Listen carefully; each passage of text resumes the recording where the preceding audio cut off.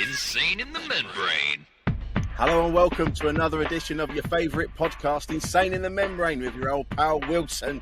And this week I'm joined by the wonderful Jody Kamali. Hello!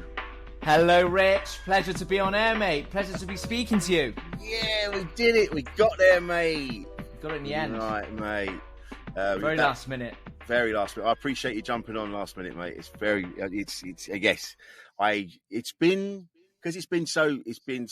a few things over the last few weeks that have happened, and you're just trying to pull my head out of my arsehole this week to get back. Suddenly I'm like, I need to book some people in. Well, that's what we're like. We're airy people, aren't we? Aren't we? Creative. We're admin is not our forte, is it? You know what I mean? It's not, mate. But it's become such a part of what we do now, isn't it? Well, it is. Yeah, it is. You have to. Yeah, Sometimes when you're doing so much admin, it reminds you of school, doesn't it? I mean, I was really shit at school. I couldn't keep concentrated, But this admin, I have to literally. Well, that's why deadlines are good, aren't they? So Yeah. What is it? Nothing sounds better than the sound of a deadline whizzing by, or something like that. I think that's the phrase. Like I wasn't paying attention. So Jody, how you been? Are you all right? I haven't seen you for ages. I know, mate. It's been ages. But I've been meaning to get in touch with you, to get on this. I love what you do, and your laid back style. Mate. So I love it. And I thought I don't really do podcasts. I've never really sort of pushed it, but now I want to. And I thought, well, I love Rich. Why not? So how am I doing? I don't know. Obviously it's Edinburgh's just been, so I'm sort of a bit. This September is always a bit of a kind of a weird kind of right. What happens now? At the same time following up all the from your show that you did, trying to get it into venues, get it here, get in there. So it's like a weird transition period, I think. Yeah. So I'm a bit sort of anxiously, like you do, like, what do I do next? Being probably a bit hard on myself. Do you know what I mean? So It's all that, mate, at the moment. I'm sort of very much in my head working out what to do and how to do it. But that's it. It's all part of what we do. Self-flagellation, constant beating yourself up. Even though you look like, because I didn't go to Edinburgh, but I saw everyone posting about it. You look like you had a great time. Yeah, I did. I did. It was a roller coaster. It wasn't a roller coaster. It was like real ups and downs. I think that the Thursday I cancelled a show to 2 people. I couldn't do it, and I posted it on Facebook, and I shared really how I felt, because I knew that that there were going to be people out there in the same positions throughout the month, and I've got to be honest and real about it and share my disappointment with it, and. So really from there, it was just like more up and down. I had awards people coming many times, which I've never usually get. So I was just all a bit like, whoa, decent reviewers were coming in. People were talking about it a bit in industry, which I've never had so much industry sort of. People said, "You've got buzz." I was like, I didn't think of it, but that you've got buzz. I haven't got buzz. I haven't got buzz. I mean, I don't even know what it is. I don't think I have, but I had like some journalists that couldn't come texting me saying I heard great things about the show and all that stuff. But who knows? Yeah, I definitely felt it was a shift for me this year. Definitely, I felt seemed like it, mate. It did seem like it, and it's funny. I first became aware of you through your character Terry, the Odd Job Man. Niche Terry. Yeah, but you're one of the first people that would seem to be doing that. Because this is way back. Now everybody seems to be doing it, and it must be so fucking frustrating when you were doing it. Because I became aware because it was Terry's from the West Country, and because my partner at the time, she was from the West Country, so she was like, loved this character, and I instantly loved him. And then you were talking, your references was so Bristol, but not just like Bristol down in the high street. It was like over at Bedminster, or you were at Fish Ponds, or wherever you were. Working class, proper working class era. And I absolutely loved it. And that now you see everybody's doing it. It must be It must be a bit annoying when everyone's doing it. No, now. not at all. No. Not at all. I mean, when I literally started, basically, if anyone doesn't know, I am from Bristol, as you can tell my accent. And I made this character, Terry. It's based on my sort of working class family. He started off as really an odd job man. And I just posted a video on YouTube. I actually did the character as part of a sort of a fringy show, and I then posted it on YouTube. Right. Actually, it was to do with a sort of friend of a friend, because he wanted to start a sort of what we know as My Build, like My Builder Checker Trade. He wanted to start that up. I mean, he was only a young lad with couple of quid in his pocket. He didn't have a lot at all. And then he said, "Oh, I liked your character, your builder character. Maybe you can do it as like a real life, like you're for real looking for work." So I just posted these videos in 2007. So it just went, and YouTube posted me on their homepage when it was worldwide. It was just YouTube worldwide, and it just went from there, really. So. But it was a very foreign thing. It's not like it was now. You could do a lot more long form. You could chat for long, and people were just fascinated with hearing what you had to say. But now it's obviously very different because it's punchy.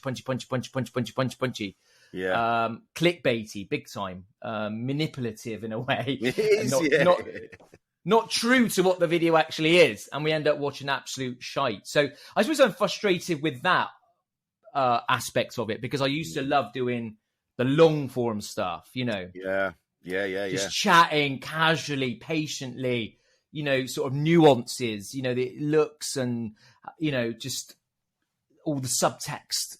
But now it's got to be boom, boom, boom, boom, boom, boom, boom, boom, boom. And I'm sort of transition with that character. I'm sort of transitioning to that now. And it has made a difference. You can tell the views and the algorithms like it, and they push it more. So that's frustrating. Not that everyone is doing it. I think it's we have to do it. Everyone has to do it now. It's like, very true. Yeah. That in one form or another, So to just get yourself out of your bedroom, it just makes opportunities, that you wouldn't normally get. Yeah, but it's funny how we're doing. Yeah, like you say, when I used to watch Terry, the original videos, and he'd like the phrases he'd use and the language and was very Bristol, not even West Country, it was very Bristol.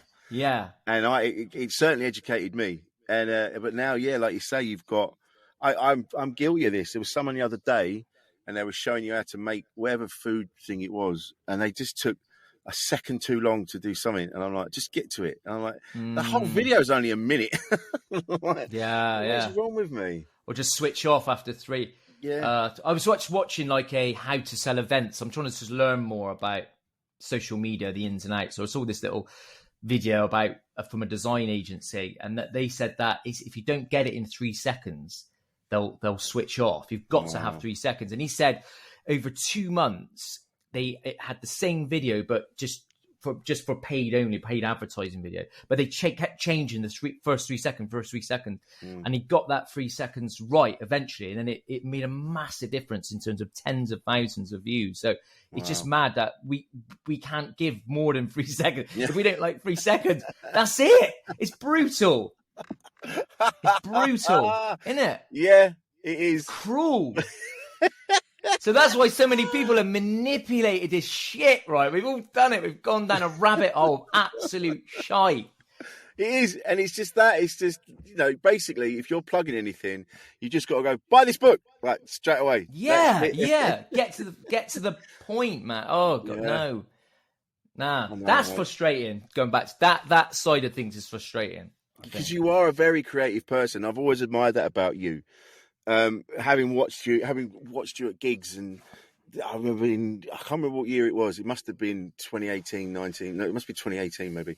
And I remember you were emceeing, and we were doing a gig in Edinburgh, and you had a vampire. Yeah, just did a vampire routine. Yeah, vampire routine, and it was the dance with the dance with the bags, carrier bag. The bag, yeah. People still, whenever your name comes up, they always say the dance with the carrier bag is what. Yeah, it's weird. It's so weird. Yeah, it's so weird.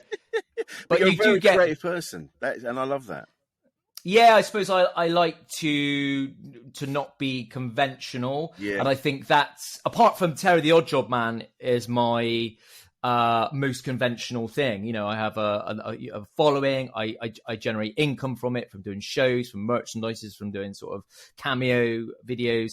So that is my sort of everyday. But what I really love is the sort of unconventional stuff, you know, outside of the box, alternative, and Yeah. but that's probably, you know, I think anyone that does really alternative stuff has a battle with that. It's like, oh, it's not mainstream enough to really pack the audiences or this and that, unless it's you know, obviously like Spencer Jones have done really well out of it, but it's far and few between the amount of sort of alt comics have done really well. Like Paul Foot as well is another one that's done well commercially.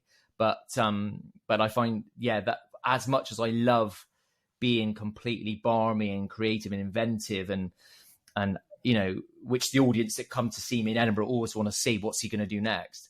That has been my battle, because like, well, it's not mainstream, and should I be more mainstream? And, you know, I know what you mean. And that's what I'm partly going through at the moment, you know, what I'm going through at the moment.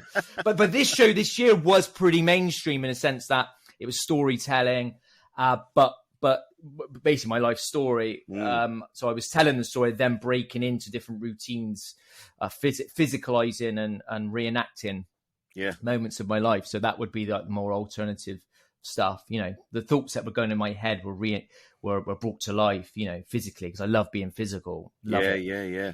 But I think that's it. It's like you say, when who you are is different to the mainstream, for want of a better phrase. It's difficult to find that balance, isn't it? And and you want to be true to yourself. Also, you know, you've got rent, you've got kids, you've got rent to pay. You've got, so you've got to find that balance, and it's hard. I've seen people that have gone down the very mainstream route, and they're just so unhappy because they're like, I'm having to do this, and no disrespect to anything, you know, to the mainstream route. I'm not saying that, but if you want to do something that's a bit different, it's very difficult, isn't it? And it starts to play on you, and you go, am I just too weird? Am I just odd? Am I just why don't more people get on board with this? Is it too out there? Am I too? What is it? And you start questioning yourself, and then that self-flagellation thing that I mentioned earlier. You go, well, maybe I'm just shit. Yeah, it's about, but that said, I do love it, you know. And when I was doing like a lot of Terry the Oddjob Man for years, like from 2007, and then I just had to stop it after about 4. I just stopped doing it because I got so bored of it, and of being Terry. And I was like, I need to just be creative. I need to do the things that I love, which is doing things a bit outside the box, a bit unconventional. And I think I would always go back to that, because that really keeps me going, makes me interested. It's tough. But I made a kids show this year which did really well commercially. Oh, well done. Like really there you go. But the amazing thing about it is, like, I can be totally off the wall and barmy and ridiculous, which I am in this show, and is completely acceptable because it's a kids show. You know, reviewers can't sort of put their hand on their chin. I don't really get what he's doing. Like, this is just silly. This is as Steve Bennett once said, it's like a show for 5-year-olds, from an old review. Right. from about 10 years ago, Steve said it was a show for 5-year-olds. But you know what I mean? So this is for 5-year-olds, you know, and it's perfectly acceptable. And you know, it is. I've got going to get a tour agency going to take me on and do a national tour with me next year with the show. So it's just commercially, and it was always meant to be like, a secondary show. Let's see how it goes. Never the thing that I wanted to do, but it just took off. Just took off. And that I'm having a hard time with as well. It's like with apparently Rod Hull. Apparently threw Emu across the room and punched him because he was jealous of Emu, because Rod Hull was I think I heard somewhere in a podcast, but because he was a comedian in his own right, and a very good one apparently, but got really annoyed with Emu because he's like, it's just that's who they want to see, not you, not me. People. So people do have that. It's that I've seen this with where the character becomes its own thing. And then the person who does the character just kind of gets lost, and you can see suddenly they're like, again, like you've just said, they go, I'm not going to do that character anymore. I'm bored with it. I've taken it as far as I can. I want to do something else, and I want people to know who the fuck I am. At the end of the day, yeah. You know, it's everyone's getting this character's getting all this praise and things like that, and I'm like, I'm doing all the work. So the character becomes almost like a real person. Yeah. It's hard, man. Yeah, that was for me this year. That's what I basically did. I thought I had to talk about myself, be myself. To show people. Again, I had another short review years later saying, you know, it was a good review, but it's I don't know where Jody Kamali stands. You know, what does he stand for? And I feel like this show really does. You can see the reasoning behind why I perhaps do unconventional stuff. You know. Yeah, where did that come from? Where does it come from? I think it was many things. Sort of being an only child, a mixed. My dad's from Iran. I'm mum's Bristolian, so I think it was, you know, that at the age of just being noticed, and my dad wanted me to be like an academic, you know, in business, in economics, and an engineer, and I think. As I discussed in the show, is like the more weirder the shows that I made, the more unlikely anyone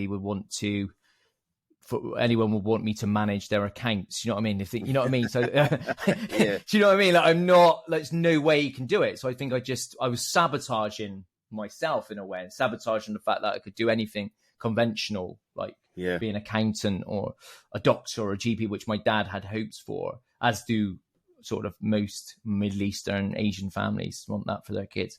But I didn't, and it was like self-sabotage in a way. But did he find it difficult? Yeah. Did he find it difficult to sort of get his head around it? Because culturally, it's a different thing. It's taken now, I think, because I'm still doing it and I've survived it, I suppose, through the rough times, that I'm still doing it after all these years, that I think he's sort of given up and like, okay, he's happy what he's doing. I think it's that. Yeah. I think it's that. So he sort of got behind me a little bit most recently, but he certainly wasn't there in the beginning. When you're just shit and just don't know what you're doing. Do you know what I mean? You just, you know, so. Whereas my mum has always been supportive from that point of view. She's always been behind me, pushing me to do it. Well, it's funny. My dad, funnily enough, my mum was more, when I was growing up, get a job, any job, doesn't matter what job you do. And my dad was more, he kind of recognised that there was an arty side to me. And I was always like, I'm going to be in a band, or I'm going to do this, I'm going to do that. And he was like, the day you make your first million, I'll be your accountant. And that was my dad. And so he was supportive. Yeah, he kind of got it. Mum, they're all very supportive now. But it's taken until now where I've got this thing on ITVX, and they've gone, right, we recognise this now. Yeah, it makes sense, because I'm still like, can I borrow some money? But it's still, but now they recognise what I do, and they recognise why I'm skint. Yeah. But it's I don't know. I suppose that's what we've got to have to accept, that it has to be that you have to get on at ITVX to be like, okay, you know, because it's got to start from somewhere. Everyone's got to find their voice, be shit, fail, and get, you know, and that's got to be recognised really. But I suppose, I don't know. I think it's obviously a fear thing, isn't it? They're terrified that it's not going to work out and what's going to happen. But I think we're all resilient. We'll work out. We'll do something anyway, whether it's not this or something else, that we're just going to be happy and not. They don't need to worry. But yeah, it's a battle.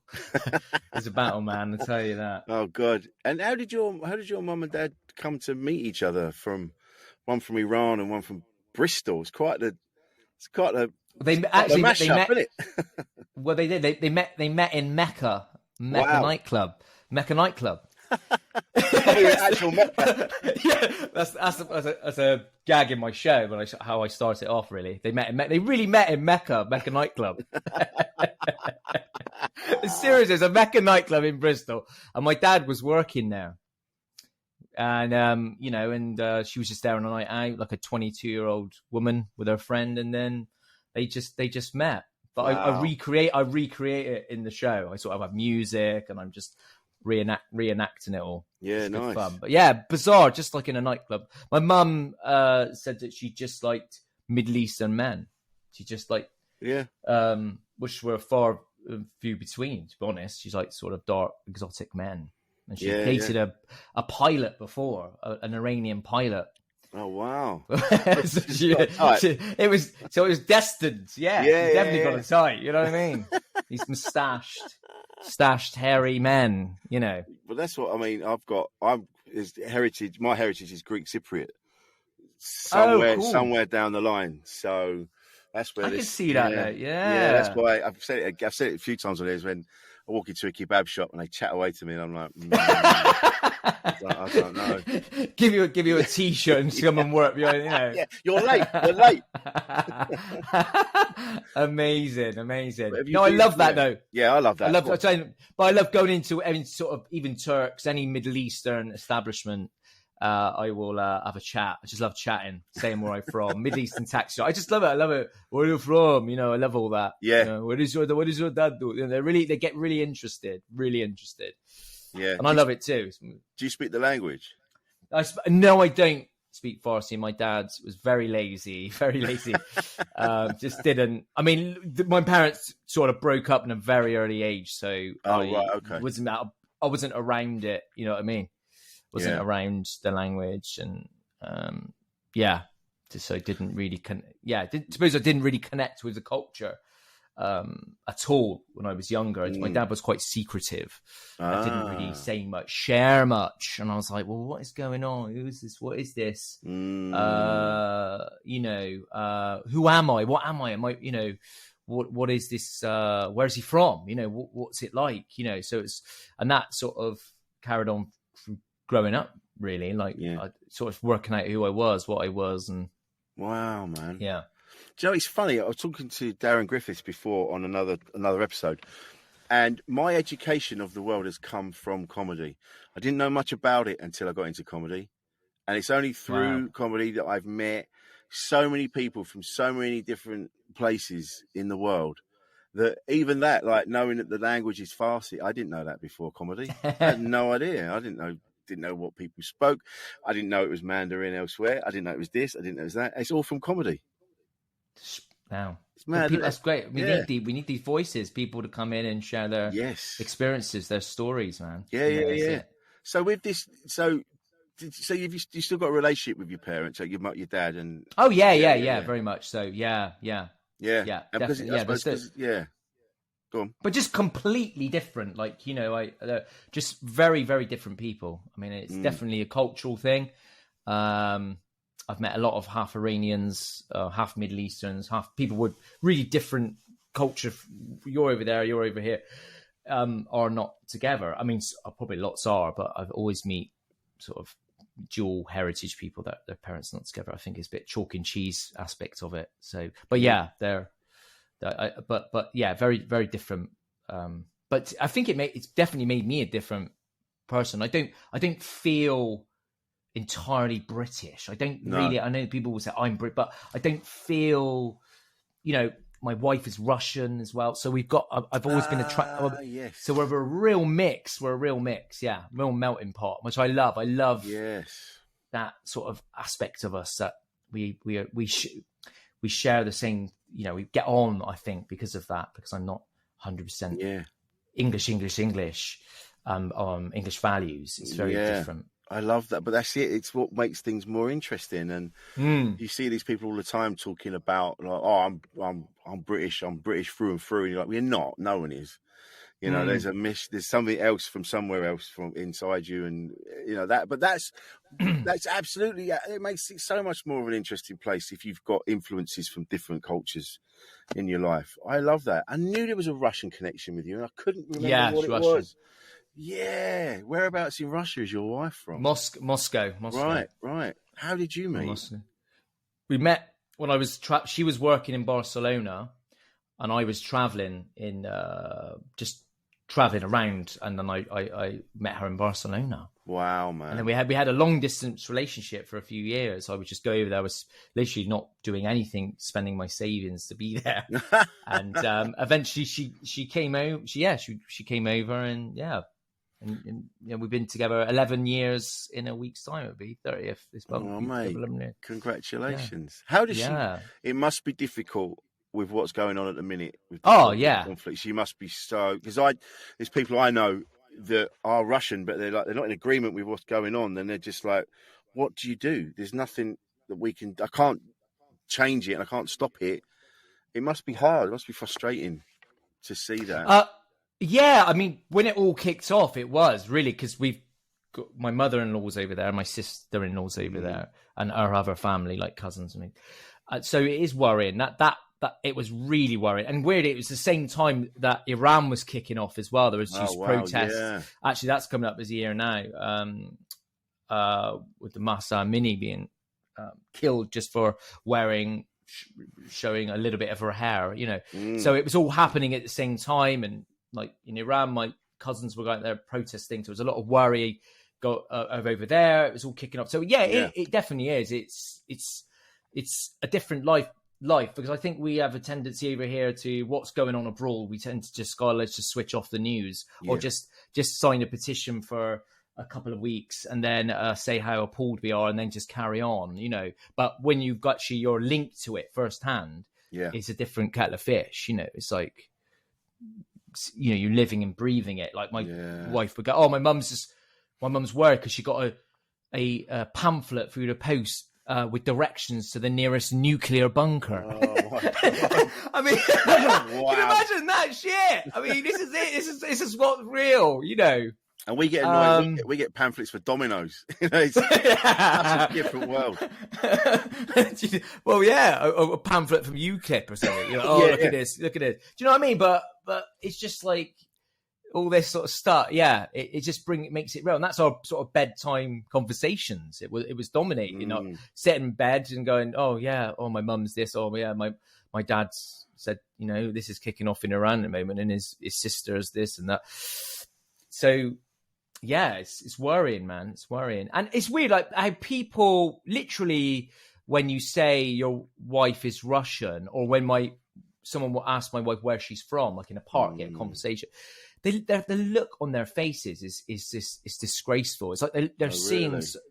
like a Nazi or something. It's like, it's horrendous. It's like you're responsible, and like you're a part of it, and it's really, really insulting, actually, at how people can. And these are like, middle class, educated people. It makes her uneasy, and she feels very ashamed sometimes. Like she feels embarrassed to say, I'm from Russia, but just the look on their faces is hilarious. It's like, all right, calm down, And like in the beginning, I said, where's your wife from? Russia. Oh, she doesn't believe in that. Is she supporting? It's like, why would she? What makes you think she would? I mean, she's not delusional. This is the thing. This is the problem. There's a lot of white middle class people, and I'm generalising, of course I am, but there's a lot of them, and they cause after problems because they're just the assumptions they make. Oh, your wife's from Russia. Oh, right. So what is she doing about it? What is she saying? Well, it's like, she's not doing anything. She doesn't agree with it. She can't. She's not a politician. No, exactly. And you're now patronising her and making her feel bad just because the country where she's at is in conflict with somewhere else. That's not her fault. But that's what people do. It's not her beliefs. Yeah, it's not her beliefs either. Yeah. Man. Yes, it is. It is. And her best sister is really struggling work-wise. She was working for Yandex, which is the Russian Google, by the way. Right. Huge company. And they had like taxi, big taxi, like the equivalent of Uber, the equivalent of Just Eat. And she's basically been downgraded, and it's just because of the company's not doing well, and she eventually left. It's just it's turmoil. She's really unhappy. There's not many jobs around. The money's not good. Yeah, it's tough, man. Really tough. This is it when you're just the person on the ground just trying to make ends meet, and it's the generals on the hill that are the ones causing all the problems, the ones kicking off of each other. And yeah, when I first saw the conflict on the news, and I saw there was a photo of people that had been killed in the street, and they were just dressed like us, which I know sounds stupid, but you know what I mean. Suddenly I was like, there was a picture of a hand and with nail varnish on, and I was like, oh my God. Last week she was getting her nails done, and now she's lying dead in the street. And it's not even her fault. It's not even her fault. And that's like you say with your sister-in-law and your wife, and they're not involved. It's not their fault. It's just they're just trying to deal with it. But so many people over there are just, they do believe in Putin. There's a lot of propaganda, the news, and like even my wife said my father-in-law passed away a fair few years ago, but she said he would have probably been behind him. Wow. It's because he was sucked into all that Russia greatness and stuff like that. So it's like, it's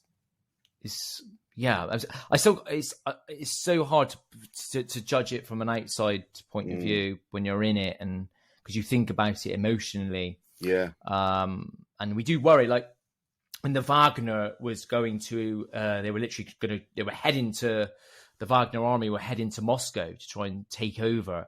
Literally, it was really scary. My mother-in-law and sister-in-law literally got a train out of Moscow, literally packed up. Wow. And got the hell out because they thought it was going to be warfare in Moscow. Yeah, that was really, really scary. Wow. So this is the thing. Well, when I did some gigs with the troops. We went to Afghanistan, and you didn't really think about it. You were kind of going, "Oh, it's a war that's going on." I'm just going to go and do whatever I'm doing. And then it wasn't until we went to Kabul, and you're looking over the wall from where we were staying, and you see kids playing football in the street, and people going about their day and buying groceries, and they're like, "Fuck." Imagine if this was where we lived, and you're going out to get milk, and there's tanks and soldiers walking up and down. You're like, that only happens in movies. That's like outside your front door. It's mad. It completely blew my mind, and that whole thing of who's bad, who are the bad guys, who are the good guys. Oh, we must be the good guys, and then you go, no, we're not, are we? Actually, we're in their garden, and we're in the way. Really blew my mind and made me really reevaluate everything. But at least you've got each other to talk to, and that's the point of this podcast. Is underlining the fact that having communications with loved ones is so important. And it sounds like you have. Sounds like you say, your bedtime chats. It's in depth conversations at night. not the usual. Not the usual stuff. But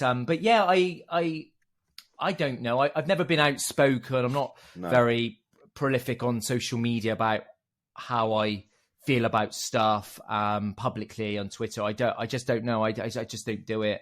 Maybe one day I'll do it, but I doubt so very much. And there's this half Iranian girl. She's got, it's very a protester, an activist, and she constantly wants me to be outspoken, get involved, make videos, probably like an amazing job that Omid Jalili's doing at the moment, raising awareness of what's happening in Iran. But I've just been I've sort of shy away from it all. I don't know. I find it a little bit uncomfortable just to set. I don't know. I find it uneasy. And she occasionally texts me, say, "Come, we're going to Trafalgar Square.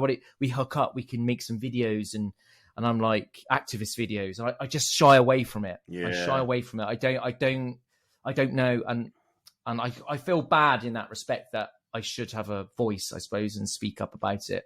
But I don't know. At the moment, I'm not going down that route. I feel nervous telling because I just don't want. Yeah, it's just I feel a bit uneasy. It's what comes after. Once you start on this path, it does open up a whole.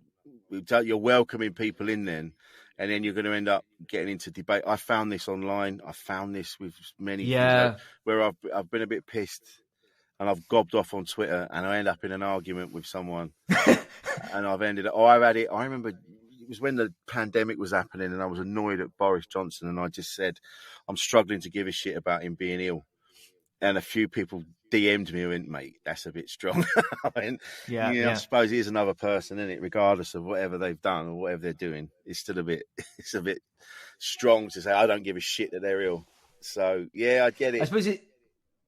Yeah, I don't know. I don't want... Yeah, I just don't want... I don't know. I suppose I get terrified of what people may think. Oh, he's like that. He thinks this, and that's his views on things, and I don't like it. And I suppose a lot of people just do it and don't care. But I've never been one to do that. I don't know. I think Twitter, I go in, I share my what I'm doing, mainly gigs and things like that.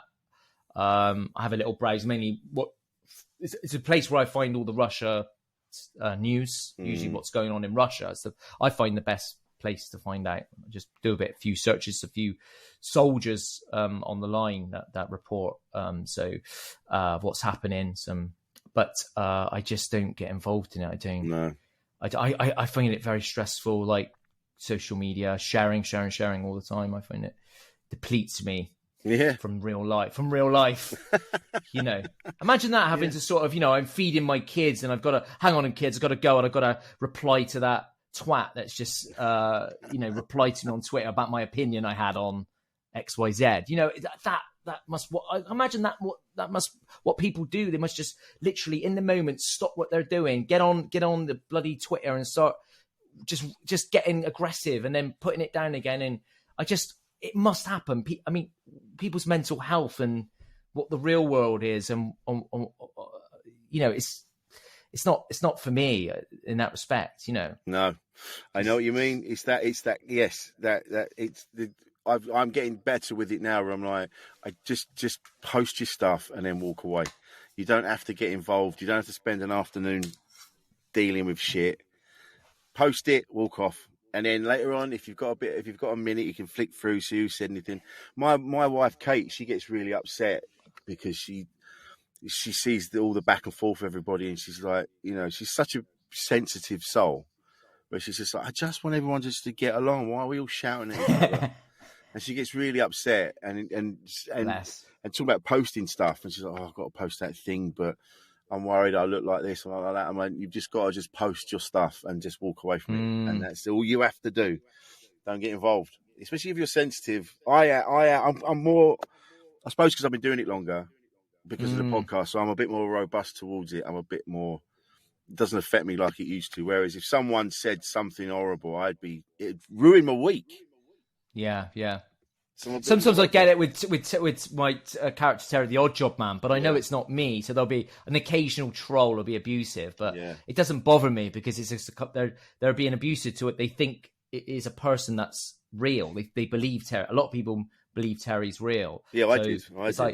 Yeah. So it's not. And by the way, I've never revealed myself ever. I've never said on there that my name is Jody Kamali. This is who I really am. Although I'm tempted to, and I've been tempted to for a while, just to see how people would react. But take the cap off. And yeah. Well, I just thought being really posh. I just what to do is set up in a sort of kitchen diner, and just like I'm who I really am, like this posh. It's posh Oxbridge guy, and I play my name. Just to because some people say this guy's not really from Bristol. Sometimes they don't believe it, and but then I know too much. It's like I know the details. Yes. I know it's the detail, the finer details, which I was like, well, no. So 99% of people think I'm real, and so any trolls I get, it doesn't bother me because it's like they're trolling a characteristic of this character that I don't emotionally identify with. So it's like it doesn't bother me. Or I just come back with a witty comment and and sometimes they abuse me direct message, and then I say, mate, I'm not real, and just send them my real profile to make them, and they just shut up, because maybe you should do that. Maybe you should do it with the high vis and the cap on a mannequin, like just behind you, with a light on it, like Batman's suit. Well, I'm tempted to do it. I'm really tempted to do it just to see the reaction I get, from how people. One guy did find out years ago. I don't know. He must have Googled and found me, and then was aggressive. He said, "You're a fraud. How you bastard. You're a fraud. You've been cheating," and and then then I wrote back to him and said, mate, I'm sorry. I'm a comedian, actor. That's what I do. Sorry about that. But I am born. Everything I say is true. Yeah. But I'm just being someone else. And then he wrote back, oh, sorry, mate. It's just like finding out Santa's not real. You know? Oh, no. He was just heartbroken that he wasn't going to bump into Terry. Yeah. I had it recently. Another woman's like, I can't believe you're not real. I thought you were real. I was like, I'm sorry. So sorry. But that's just testament to your talent, and that people believe it. And I did because like you say, it's the nuances and it's the niche references. And there was one, you were outside a parade of shops in wherever it was in Bristol, like an area, like it wasn't even Bedminster, it was like something smaller than that. And you go, I'm just around the corner in blah blah blah, and you were talking about the shops or something. And you're like, because that's what I bring it. That's what I love about that character. I'm bringing something to them. Like I do live shows practically every year, and I go to community centres and do it, like in the heart of these. Some are really rough areas. Like some of it is like just 70 quid to hire, you know. And they're like, you want to do what? You want to do what? There's all cobwebs, and I want to be here. You know, they've got got a stage. It's, you know, I bring lights in, I bring a stage manager in, and we do it there, and they love it. It gives a certain realness that like it's shabby, it's really shit, but it gives it just a realness to it that you're bringing it to these people. You're bringing comedy that they can really identify with on an emotional level. Yeah, that to them, not like a fancy art centre gig. No, it's like this is to them. This is comedy bringing it to them. That's what I love, and that's where it belongs. I tried to do it years ago, bring it onto the circuit, but it just didn't have the same magic. It just didn't really work for me. But I just kept. That's why I didn't even really bring it into my Jody Kamali world at all. It just It belongs there. It belongs in Bristol, Terry. I know what you mean. And when you do those gigs in those places, they're so appreciative. At the end of the night, initially they might give you a bit of stick, and there's a bit of like, what's all this? Who do you think you are coming here? And then by the end of it, you've won them over, and they're like, oh, that was a great night. I really enjoyed that. Thanks for coming. And they appreciate the effort you've made. Yeah. I mean, sometimes, they're, especially my the Terry fans, as I call them, they are, they just sometimes they don't have a lot. Sometimes they don't have etiquette. They're just getting up, going to the toilet mid show, and not, getting the drinks in. And it's like, no, you have to try to educate them a bit about going to shows, because they probably don't go to many shows, like comedy shows. Where you sit down and you just listen and laugh, enjoy yourself, and then have a piss and a drink in the interval. So, but now I get all kinds of people. It's hilarious. So I've been attracting sort of hipster, because I used to predominantly attract very working class people, but now it's sort of hipsters are coming, really old posh, sort of pink trousers, and middle class types, like, oh, hello Terry, can I have a selfie? It's like, I respect it. I really respect it. I love it. I love that all manner of people are now coming, different, because I was like, no, this has got to be for working class people. This character's for them. They are not getting the comedy that relates to them. They're not getting the comedy, and but it's changed now. It's like it's for anybody. It's for anybody. Come enjoy it. Yeah, that's brilliant, mate. I love it. I love the character. I love what you do. What I love is that you are, like I said earlier, you are a very creative person. And one of the things that really shone through when we were doing the lockdowns, and you put the gig on in your garden, and we all came and did that in amongst your flower beds. But it was all carefully done. It was all, we were all socially distanced, and it wasn't like, there was enough people there. It was all like, right, the toilet's there, but do wear your mask and do this and do that. And it was so carefully coordinated. And it was one of the highlights of that time. It was such a nice day that reminded us that there is still community. People are still here with each other, because there was a danger that we were all kind of getting locked away in our own bullshit. And it was wonderful. It was a real turning point, I felt. Yeah, it was the beginning of the end. Yeah. It was, wasn't it? And it was, yeah. Just seeing people as well, like they're seeing you, you're seeing them, they're seeing live entertainment again. And I think it highlighted the fact that we do need live. Live is so important. Because it was like, oh, everything's going to go online. Look how well everything online is working. It's just going to be, the future is online gigs. No, it ain't. It ain't, mate. Absolutely not. But that garden gig was legendary. And it was the local church lent me the chairs. I had chairs and 30 chairs. Okay, yeah. So that's why it was all lovely. And there you were headlining on the decking. One of the best gigs of my life. But it was strange. It was so strange. It was like people were so nervous. The audiences, they were really nervous with each other. And like you said there, everyone was spaced out. I literally had going around in my garden with a tape measure. Everyone was like 2 meters apart. That's it. Yeah, and it was great. In pairs. And we had to make sure we had to make sure, obviously, it didn't go on too late because of the other people who were in the surrounding houses that hadn't come to the gig. And it was such a nice moment. And it's every now and then, whenever I think about the lockdown and like that, that's one of the highlights. It genuinely was that gig where we hadn't seen each other for a while. We were hanging out like we used to. It was a nice kind of like, yeah, man. Because I remember someone saying to me, "Oh, we need the stage and we need the attention," and it suddenly made me realize that I don't need the attention and I don't need the stage. But what I do is I enjoy entertaining people and I enjoy hanging out with decent folks. Connecting. It's what I see of you, Rich. You're a connector. I can see when mate. You're MC. That's your MC. So you connect with people. That's what makes you so special as an MC. You really connect with people. They see something in you and they connect with you. Thanks, I think that's mate. what. Yeah, I mean, that's it. Especially when you're MCing, I've said this before. When I'm MCing, it's not me. When I'm MCing, I'm one with the people. It's like, we are going to have a good night. We are going to have a great time. Yeah.